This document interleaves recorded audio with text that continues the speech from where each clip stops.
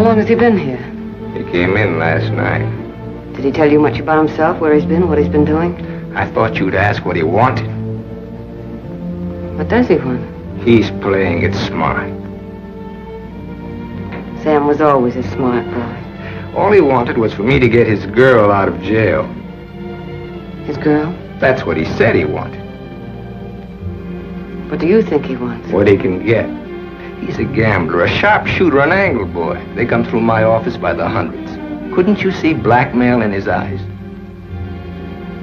I haven't your experience with criminals. You will. When Sammy starts to shake you down. Release the girl. Maybe he'll just pick her up and leave. Leave? Do you think he'll leave a touch worth millions? There's only one way you'll find out. Release the girl. Goodbye, Miss St. John.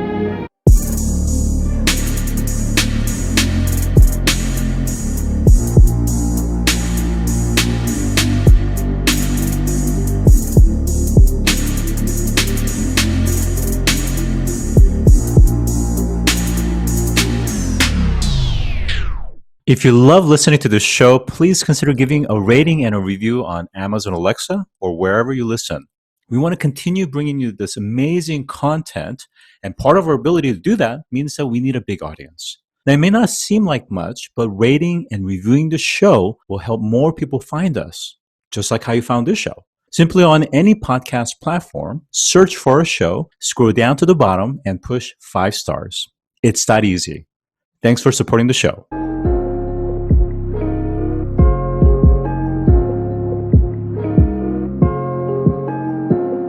Today, I'm joined by George Lindemann, who is a philanthropist, farmer, developer, and a conservationist. Welcome to the show today. Thanks for having me, Scott. Appreciate it. So, George, you have a myriad of different interests and passions, looks like. I'm curious if we kind of go back many years, let's say. I'm curious to know if there was any one or more particular influence that has kind of helped shape your thinking, your approach, and the work that you're doing today. I think perhaps living where I live in Miami Beach might be the biggest single influence, because we see every day the water rising and the weather, and I've seen firsthand. I don't really need any scientist or newspaper to tell me. I know the water is higher than it was 25 years ago because I just look out my window and I can see it. And when you live through a hurricane and you actually see what a surge looks like in person, and you see the power that changing weather can have, I think more than anything, that's probably the most one single thing that affects my thinking. Well, I think what you're sharing is really powerful, because I think for most listeners, I think they certainly have been the recipient of, inclement weather, perhaps, but to actually see the surge or to see actual property being eroded into the ocean or the bay or water bodies, that's another complete different set of optics and perspective.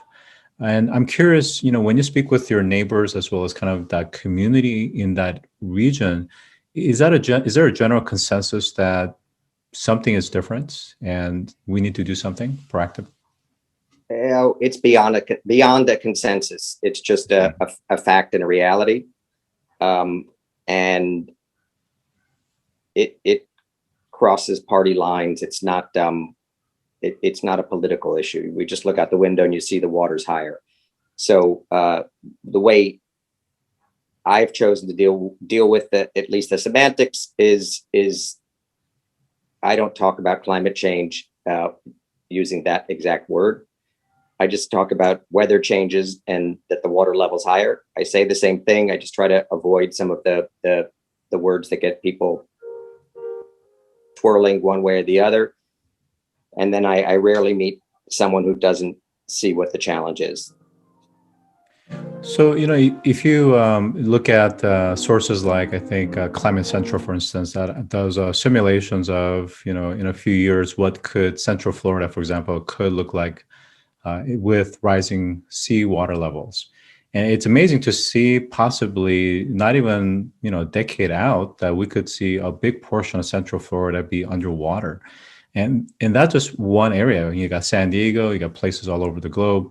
I mean, we're talking massive capital destruction, right, in terms of property. And some of these are some of the most beautiful sceneries and property and real estate in the world.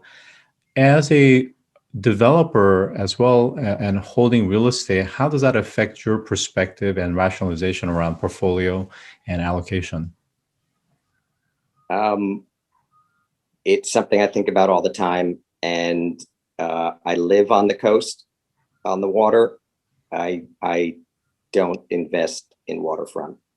I've just seen how close the water can get to the land. Like I said, I have in my head, I can't remember the name of the hurricane. It was in 2000, and it hit at low tide, and the winds came from the west, and it hit late in the year, and it was a just barely a Category 1. And I saw what one of those magnet games when you were kids, where the magnet sort of that pulls those little silver pieces up like this, that somehow a hand of God comes down and lifts the water, and all of those simulations and the maps and all that get thrown away. When you see how powerful one of these things is, you don't need to see any or read any of the simulations. You just know that that is not where you want to be at the wrong moment. But one thing that's super important, Scott, is everybody. I love where I live, and I hope to live here a long time. Everybody loves to pick on Miami, but just to be clear, this is a problem for any coastal situation. And I love New York, but wasn't it Sandy? Half of New York was underwater and shut down. That wasn't Miami. So the last huge water surge that made a mess of everything was up in Manhattan. It's not just a Miami problem. People like to pick on us here. It's a bit the luck of the draw. Where does the next storm happen? Yeah, I think you make a great point. I think, again, looking at some simulations, most of Manhattan on the kind of the eastern side and the south side, and then certainly the most of the Jersey side would be effective in a rising sea situation. So it very much is an international, global situation, and we're seeing that from the Arctic, for instance, where now there are countries that are looking to go through the Arctic because so much of the ice has melted. And that has huge implications, both from a geopolitical, but also supply chain aspects as well. I wanted to get into a little bit more detail around some of the areas that you are personally involved in. So let's start with the Bass Museum. Can you talk about what it is? What's the focus around? It's kind of the contemporary art, I believe. And how is it tying to the work around sustainability?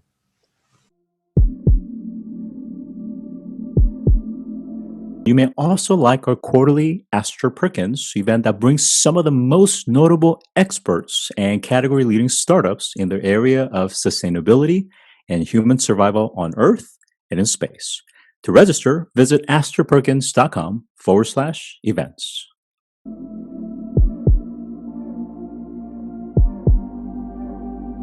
The Bass is Miami Beach's Contemporary Art Museum. It's the oldest unaffiliated art museum in South Florida, and we are very sensitive to weather and climate and changing climate. And again, we the executive director and the board, who the executive director answers to, it's not a political question. It's just a reality that the water's rising where we live. We have bad storms. We have a lot of humidity and salt water, and we need to be aware of it. So, and I keep on harping on the nonpartisan part, because if you live here, it's not a left-right issue. It's just a reality.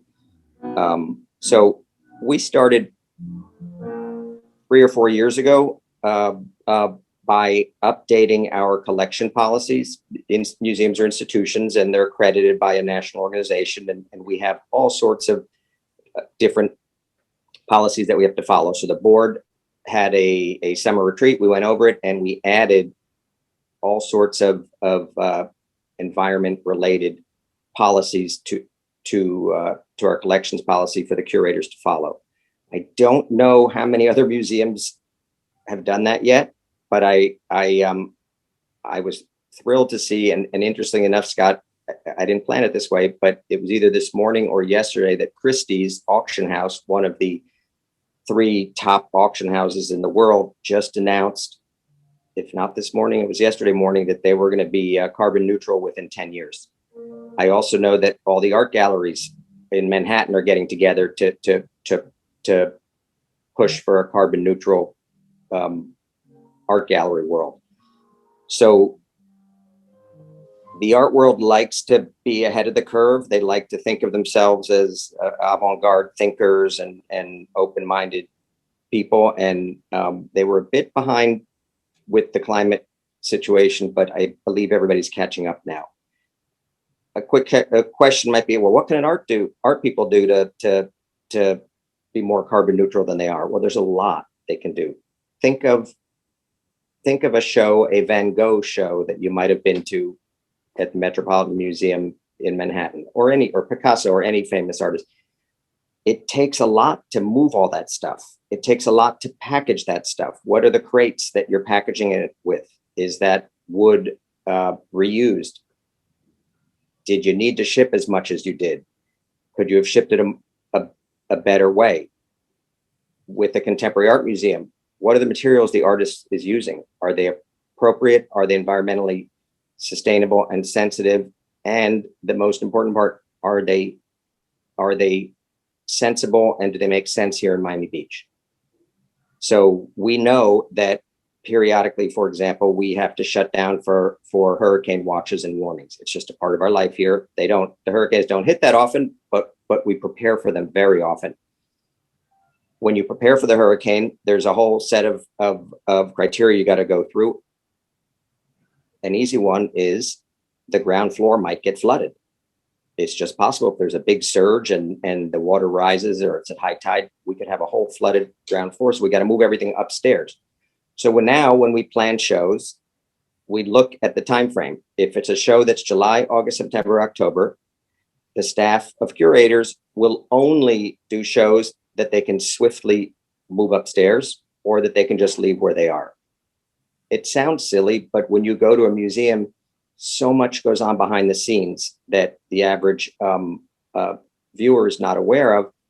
And to move these things is not easy. So that's the most simplistic way that we're changing things. Now our hurricane season shows are quick to pack up and move upstairs, or they're made for materials that we don't need to move.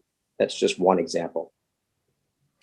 I think the thing that stands out for me is how again, the legacy of the museum there has been there for a long time, of course, but in the scheme of things, it's not the contemporary museum in New York or Paris, for example, but yet you guys have really been progressive to the point where you've actually beat other leaders in terms of this framework, and then the granular set of policies supporting it as well.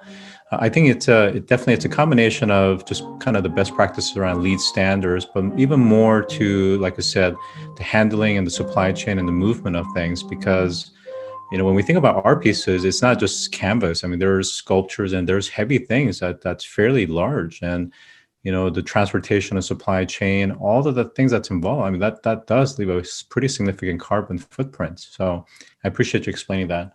Now, aside from the museum, you're also involved with a farm called Coal Creek. If you could tell us a little bit about that and why that is in particularly very important to you. I have a farm in this area called the Cumberland Plateau, which is about 30 miles west of the Smoky Mountains. And I moved there, purchased a farm 15 years ago. It was initially a real estate development that acts as a farm until such time as I'm no longer with us, and the next owner might want to develop it. So in other words, I'm a real estate person. So anything I do home-wise, I always think about the path of development and what it will look like when I'm not around. So that's sort of how I got into this farm situation.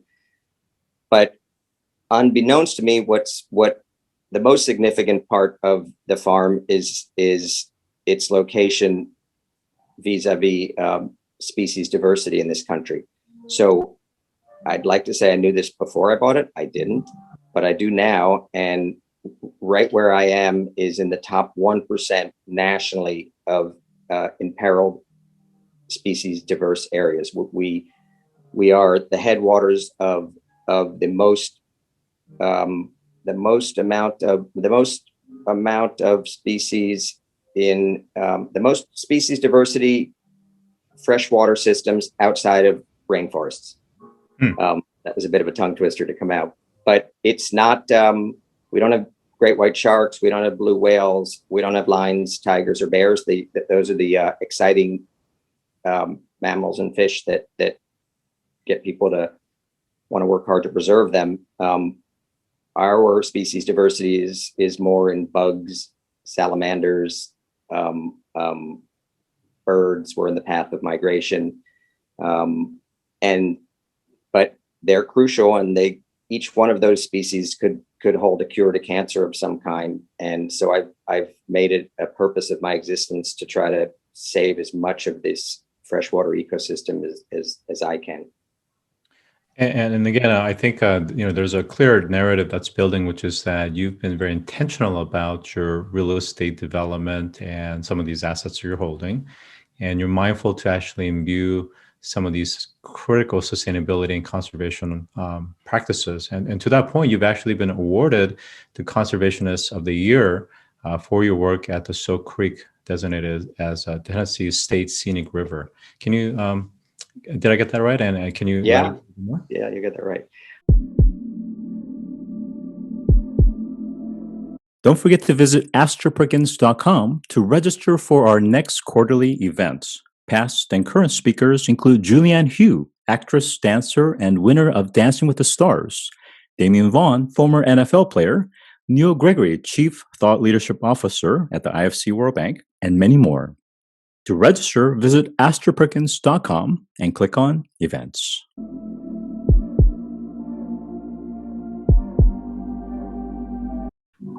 Well, so I always try to. I remember something from business school. I'd love to say who said it. I can't remember, but it's in order for a venture to succeed, the interest of all of the stakeholders need to be aligned. And it's great to write checks to something for purely altruistic reasons. We need to all do that, or donate time. However, in my opinion, where we can get business and nonprofit to find common ground is where the most progress will be made. So I am unabashedly a profit-oriented person, and I believe that if I can have do a good deed that can actually make money, there's a better chance that good deed is replicable, and more people will do it. To answer the question about Soak Creek, I spearheaded an effort with a bunch of wonderful people, and I'm not going to name them all here, to create what was Tennessee's first scenic river designation in 15 years.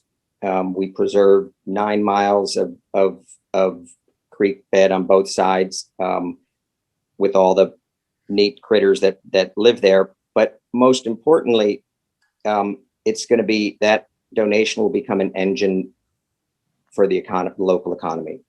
And that might sound like the two of those don't go together, but they can. And when they do, that's the best win for the environment, in my opinion. So not only is this land now preserved forever, but there are more eco-tourists who are coming. There are more hikers who want to hike along the Cumberland Trail, which follows the creek. There are paddlers like myself. My children and I all love kayaking, and we do a lot of whitewater kayaking. But now that this creek has been preserved, there's a whole slew of out-of-county and out-of-state people who know about it and come, and they'll park in the safe, lovely parking lot at the takeout. When they're done doing whatever they're doing, hiking or kayaking, they will fill their car with gas. They'll buy sandwiches at the local sandwich store.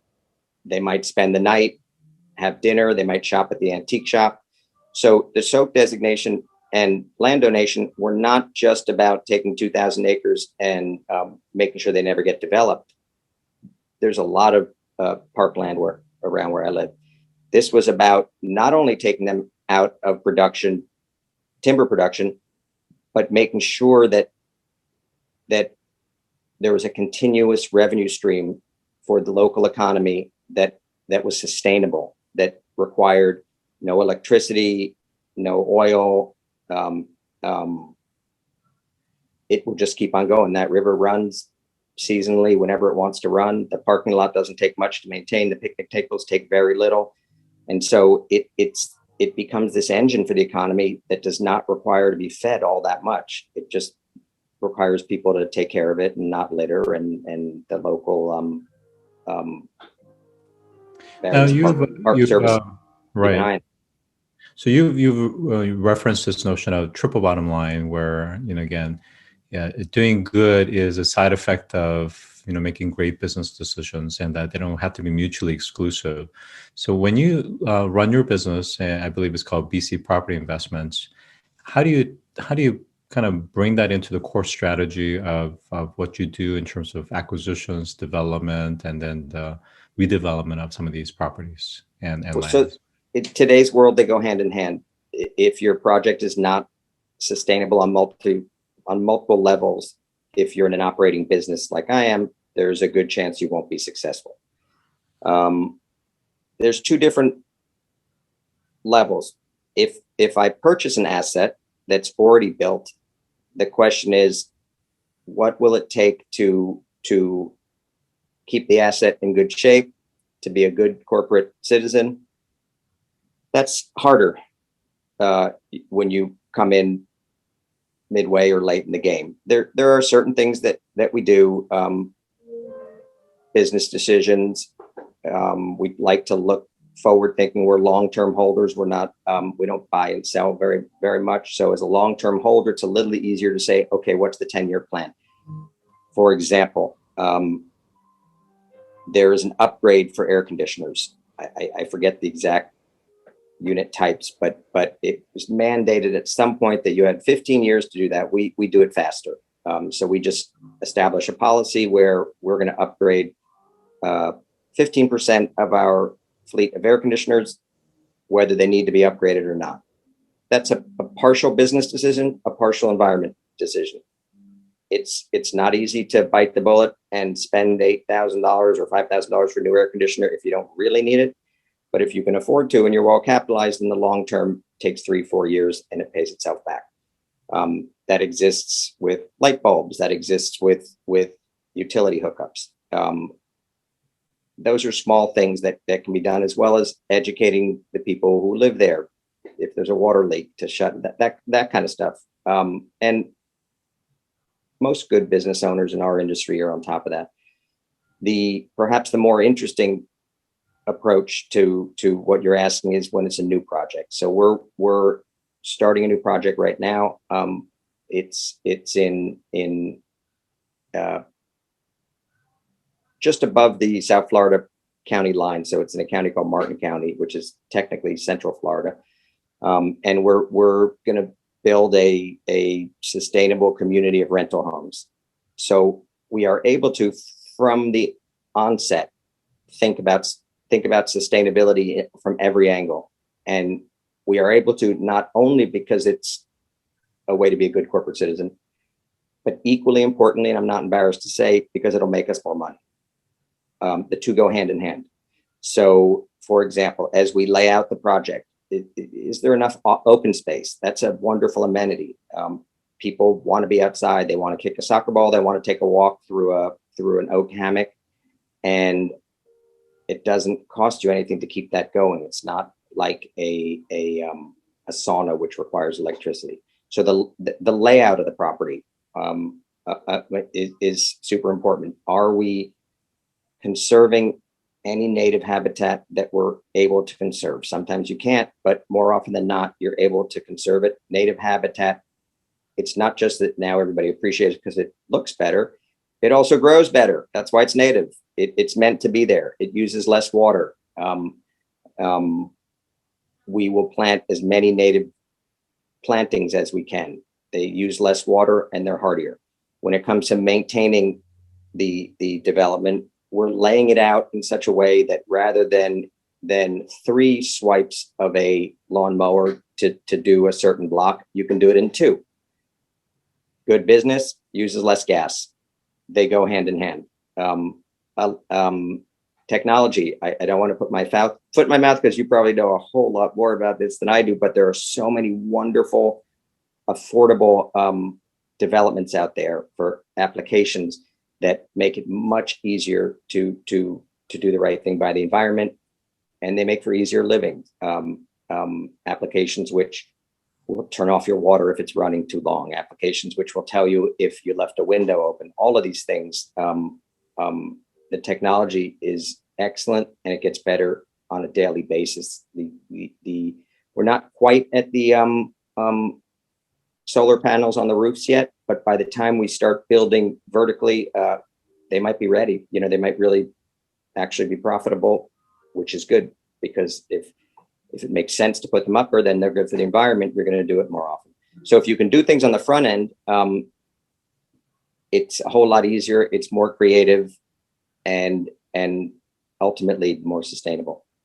Yeah. So just to help us kind of recap for today is that, I think one of the challenges with just general kind of commercial real estate and multi-tenant property owners and developers is that I think generally they perceive sometimes these improvements, these renovations, as a really more of a cost center than anything else. But I think the narrative or the story that you've been sharing with us today is that it can and it does in fact become triple bottom line, and it does in fact increases the net profit margin and the free cash flow, while still being able to have these positive externalities that really, to your earlier point, brings all the stakeholders, and really when all the stakeholders are aligned, you are going to have, sustainability in the sense of not just environmental sustainability, but also economic and business sustainability as well.